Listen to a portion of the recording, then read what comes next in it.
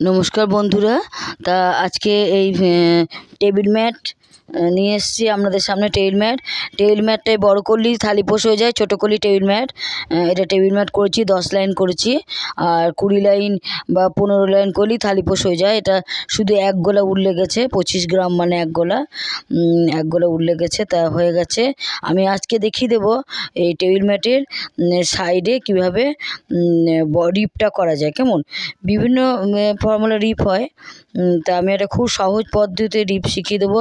আপনারা এই রিপটা করতে পারেন। এই রিপটা মানে এখানে খুব মানিয়ে গেছে। আপনারা দেখুন, এই ছোট্ট টেবিল ম্যাট করলে না এই রিপটা খুব মানিয়ে যায়। তাই এটা এক গোলা উল লেগেছে, তাই আমি বলছি।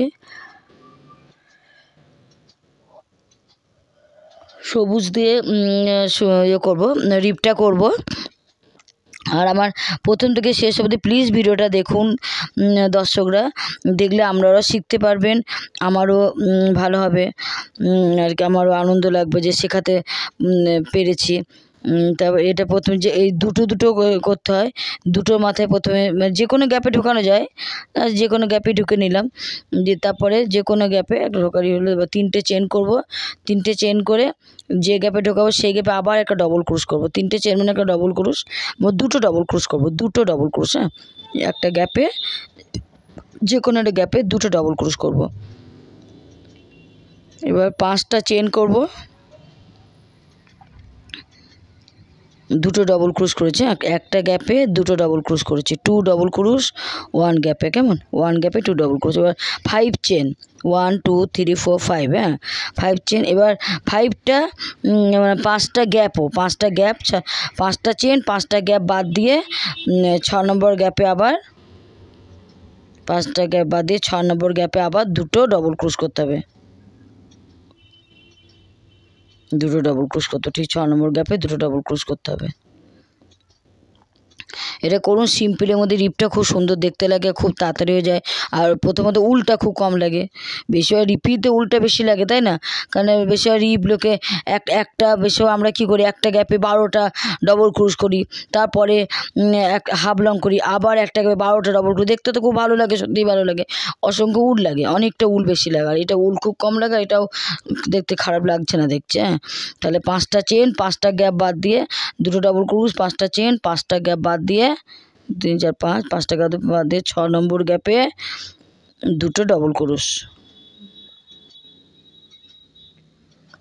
এটাই হচ্ছে ডিজাইন। হ্যাঁ, তা 5টা চেন, 5টা চেন গ্যাপ, 5টা গ্যাপ বাদ দিয়ে 6 নম্বর গ্যাপে 2টো ডবল ক্রুশ। এই হচ্ছে রিপের ডিজাইন, খুব ইজি।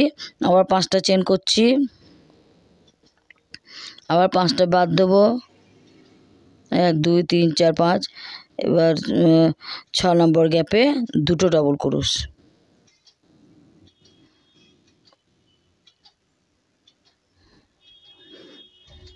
এইভাবে রিপটা করে ফেলো তোমরা, খুব তাড়াতাড়ি হয়ে যায় রিপটা। উলটা খুব কম লাগে আর দেখতেও সুইট লাগে।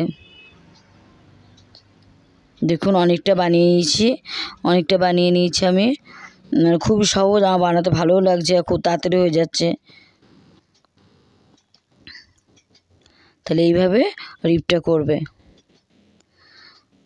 আর বন্ধুরা, তোমরা আমাকে কমেন্ট বক্সে কিছুই জানাচ্ছ না, আমি তাহলে শেখানো কি ছেড়ে দেবো? ভাবছি শেখানো তোমাদের ভালোই যখন আমার লাগছে না, তাহলে হয়তো আর শেখাবো না তেমন। ওই পুরনো জিনিসগুলো রিপিট করি, নতুন কিছু শিখতে তোমাদের ইচ্ছাও নেই।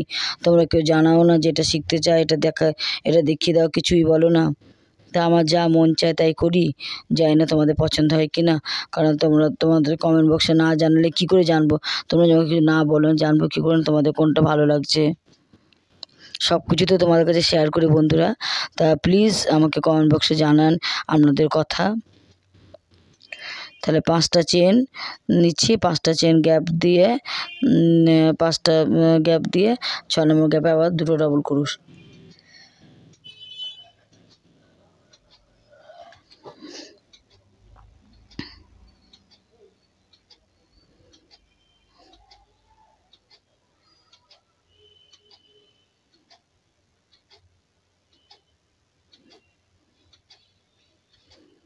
এবার হয়ে গেল কমপ্লিট, আটকে নিলাম, হয়ে গেল, ব্যাস।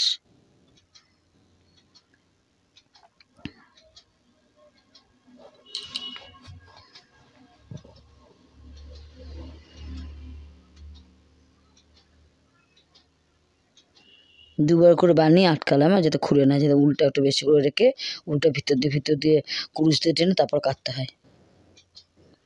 দেখুন হয়ে গেছে, কি সুন্দর লাগছে দেখুন, খুব ভালো লাগছে, তাই না? তা আপনারা, আমার তো নিজের জিনিস ভালো লাগবে, আপনারা বলুন সত্যি ভালো লাগছে না, পচা লাগছে না, বাজে লাগছে, আমরা প্লিজ বলুন কমেন্ট বক্সে ভালো লাগে। আর 2 গলা উল দিয়ে থালি পোষায় সেটা বলছি আমি। আর এটা 1 গলা উলে টেবিল ম্যাট হয়ে গেল। এইভাবে টেবিল ম্যাটগুলো করবেন। রাখছি।